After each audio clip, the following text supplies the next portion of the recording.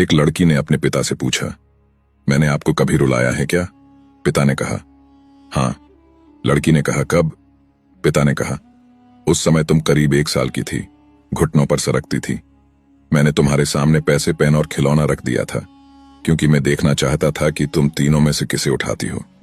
तुम्हारा चुनाव मुझे बताता कि बड़ी होकर तुम सबसे अधिक महत्व किसे देती। जैसे पैसे मतलब संपत्ति, पेन मतलब बुद्धि और खिलौना मतलब आनंद। मुझे सिर्फ तुम्हारा चुनाव देखना था। तुम एक जगह स्थिर बैठी उन तीनों वस्तुओं को निहार रही थी। मैं तुम्हारे सामने दूसरी ओर खामोश बैठा तुम्हें ही देख रहा था। तुम घुटनों और हाथों के बल सरकती।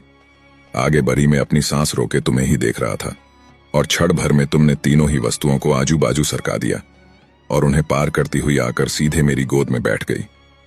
मुझे ध्यान ही नहीं रहा कि उन तीनों वस्तुओं के अलावा तुम्हारा एक चुनाव में भी तो हो सकता था। भगवान की दी हुई सबसे अनमोल धरोहर है बेटी। किसी पिता ने क्या खूब लिखा है, हमें तो सुख में साथी चाहिए, दुख में तो मेरी बेटी अकेली ही काफी है। वीडियो पसंद आया हो तो एक शेयर जरूर से करें। धन्यवाद।